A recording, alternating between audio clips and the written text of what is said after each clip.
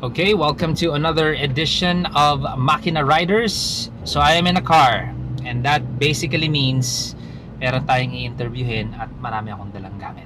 Ang i-interviewin po natin is from the showbiz industry. He is an actor, he is a great host. The great thing about my encounter with him is nakilala ko siya not in that aspect. Yes, meron akong banda, and usually because of the band scene, we get to also guest on TV and all of that, and we get to meet a lot of the showbiz personalities there. Pero with this guy, hindi dahil sa showbiz ko siya nakilala, dahil sa motor. So this guy is part of a motorcycle group of Who's Who, and I'm talking about the Brapac. So this ride with this celebrity, nagkabite lang kami. We went south. Niyaya ako ni Direk Sid Maderazo because he had an R90 and I had an R90, and he wanted to talk about the R90, and I go sure, and then doon ko nakilala the rest of the Brapac. The other members of the Brapac, actually nakilala ko na sila before the Brapac pa. And it's only this guy na nakilala ko sa Brapac dahil sa motor, dahil sa Brapac. The other members of Brapac, nakilala ko na sila before the whole motorcycle thing. So yeah, nakasama ko siya sa ride. Patulin siya, man. Mabilis siya magpatakbo.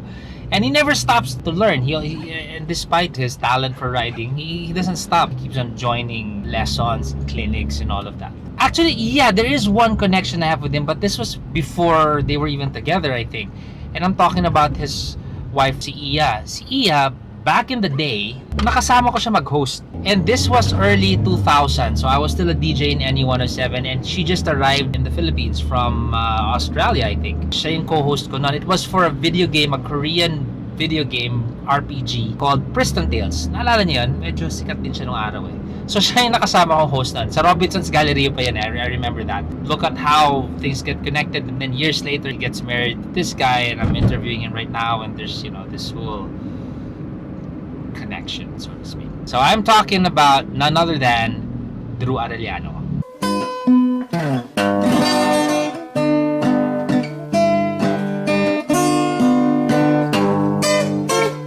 Hello, Andrew. How are you doing? Social distance handshake right there. So basically, naka-ride kita once. It was a long time ago. You rode your R90. Yeah, and you were on a Scrambler, was it? Scrambler, yes. And you're very, very fast. No. What did you do? I'm a fast drinker of water, sometimes spirits. Your love for two wheels. Paano siya nagsimula? It was back in 2010. I remember, I think most of people fall in love with big bikes because of the butt, because of their rear. Parang, oh my god, that's a fat tire! Parang, sexy butt! Doon ako unang na-in-love sa mga motor. And then I actually asked Abrera, sila Paolo, and a few friends to help me out to get my first bike. So big bike agad? Yes. I rode a scooter back when I was 13 years old, but of course, Parang casual lang, hindi seryosohan ride pa. very, Okay. nagano pa ako noon, nag-Honda Trendy pa ako noon eh. You know that? Motorsiklo na pwede ka magpedal. Yes. And then fast forward nga to 2010, sabi ko, I really want to learn. So what I did was, signed up for Honda Safety Driving School to have my folks some peace of mind, and my girlfriend at that time, who's actually my wife now. So tahimik naman sila. Sabi ko, okay, and they already know my personality na always outgoing, always trying out new things. Of course, they were scared initially. But then when I took up, riding school nga, and I didn't even, ride the Super 4. That was my first bike, by the way. Si Paolo actually suggested the Super 4. And that started it. And then after a couple of months, bought my first brand new bike. It was a CB1000R. It was a naked kagad. But what's great about Honda engines, lalo na yung inline 4, it's just so mabait. Very manageable. Very, very manageable. Top end naman yung, gaganon ka eh. But then triathlon happened. And I focused more on two wheels without the engine. I started kasi triathlon 2006. At that time kasi, I was seriously competing. So I didn't have time to ride my bikes. So nakaparada lang yung aking Honda. That's why I had to sell it. Sabi ko, sayang eh. Hindi ko na nagagamit. Fast forward to 2015. So there's like a rest period between that, about 5 years. About 4 years because I focused on triathlon. Okay. And triathlon, you had to train for 20 hours a week. Eh, wala pa akong anak nun, so okay pa, di ba? But it really took some of my time. And fast forward to 2015, it's funny that it was Ryan's post when he posted the Scrambler. Like, that's a small Ducati. He was that #1 influencer back in the day. So kami parang, uy, ito ah. At that time, kilala ko na si Sid because of triathlon. And then we started talking about it. It's funny na I stopped by Access Plus. Ako, ito na ba yun? Ito ba yung Scrambler? Oh, sir, ganyan. Alam mo, sakto. Because Ano yan eh, pila-pila pero itong unit na to kakadating lang, wala pang may-ari. This is bad. This is bad. You know? So, cut a long story short, I acquired a full throttle, specific model of scrambler. And then I started a group sa WhatsApp. I called it Scramblered Eggs kasi wala lang. That's the current wrap pack now. Yeah.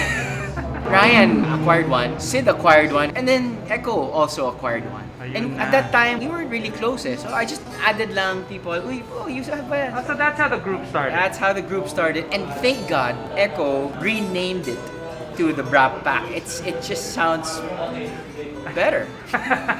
You have so many bikes since 2015 and now. Ano yung mga dumaan sa'yo? I still have the Scrambler. What's Okay. great about the Scrambler is very low tech, diba?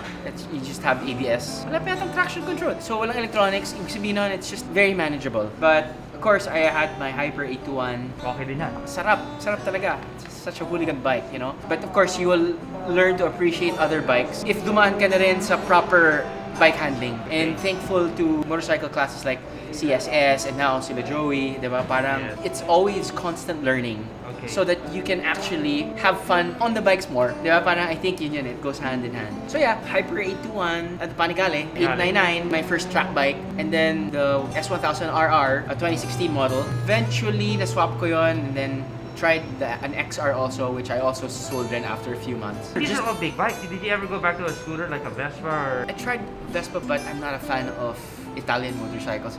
It looks great, but handling and performance is So you're looking for something else? Ako, Japanese scooters. Oh, NMAX, scooters. I love my NMAX. My first scooter was a Honda Zoomer. Absolutely love it. Love it! I'd go to Divisoria at hindi pa uso yung mask, nagmamask na ako, and then I'd buy stuff. Put it on my scooter, a big backpack, In and out lang. in and out. Zoomers. Pero pag big bikes, yan, Italian, European, pasok. I had an XSR, and the sensation of a 3-cylinder is just... It's like, wee! Wow, It's that's like, a lot of bikes. So you had a Scrambler. Oh, I had a Tiger pala. That was my first 3. Tiger 800. Tiger ka pa pala. Pero in the current garahe, is there any rule with the missus? Only X amount of bikes max? My wife rides as well, so Okay. she appreciates the bikes. The number of bikes, she doesn't actually, check. Okay. But, konti na lang ngayon. But there are mainstays kasi like, in terms of, the adventure bike, the GS kasi, how can you beat a GS? Yeah. 1200 with that size. You can go around the world with GS. But how can you beat a 790 Adventure R with the price Yeah. and the handling? Yes. Diba? KTM. So the middle, that's a great bike. Such a great bike. And of course, the 950 SP, the Hyper. Yeah. Saya din nun. Oh, God. Sobrang Wow, saya. you're like really addicted to this from 2015 onwards. I mean, you're going strong. We're the racetracker now. We're chanced upon you. So tell me about this bike next to you right now. This is your latest acquisition. This is... No, this has been with me Okay. for 2 years, maybe. 2 years na. Yeah, 2 years. And holy mother effer. This is my first V4 experience. Don't get me wrong, I tried the V4S, but it felt like a twin pa rin eh. But the Okay. power's there, high up, smoother. But this one kasi, it's just like angels playing the violins every single time Wow. you rev. With power. Diba sometimes, you ride a beast of a bike, you have to tame it. Ito hindi. You're the master of the bike. You know what I mean, diba? Para sometimes when you ride, kahit yung 899 Panigale ko, it's such a, galit ako! Gago ka! Get out of the Animal way! talaga, no? But you have to wrestle with it. But this one kasi it's... And I'm not paid, diba? This is not a paid advertisement. I just appreciate... You're appreciating what you got. I appreciate so many bikes across the border, diba? Yeah. Parang, the reason why I got a naked bike, because I don't hit the track all the time. Bro, I hit the track at most 3 times a year. Wow, okay. So this is a special moment that I caught you pala. Special moment, bro. Special moment. If you were, since you appreciate a lot of bikes, is there a keeper bike? What's that one brand, one bike na tingin mong tatagal sa'yo? Marami kasi sa different classes, bro. The adventure segment, how can you beat the GS? It's the biggest, it's my heaviest bike, but the easiest to ride. But in terms of when you want to hit the track and you want to have like just sporty rides, because you're going to be riding with other sporty riders, it's easy. It's so easy. Hands down. Hands Now, down. 2 years na sa'yo eh. The libog is still there, bro. Yeah. Any crazy things that happened to you, like sobrang nakakatakot, pa about spills and accidents? Anything major? I think what's great about motorcycle riding, in a sense that you're constantly learning, is that if you guys watch Twist of the Wrist or CSS training, the survival reactions are lessened. So parang you panic less, diba? Parang you know what to do. Sometimes you don't have to hit the brakes. Sometimes you just have to lane the bike or whatever. So, panicking was lessened talaga. Back in 2010, when I'd ride out, na parang, I hope I don't get into an accident. I hope I...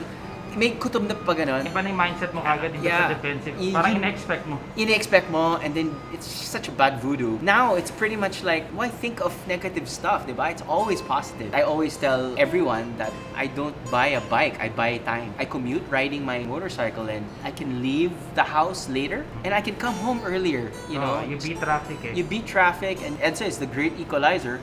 But when you're on two wheels, it doesn't have to be a big bike, diba? Kahit yung scooter, the best na nga scooter, 155 or whatever. You can come home earlier and safer. And time is important. Time is Siyempre, of pamilya, the essence, bro. Going back to the accident, what was that situation wherein that thing happened? So far, knock on whatever. I had my first slip, hopefully last slip, back in 2010. Yung medyo, ano ka pa?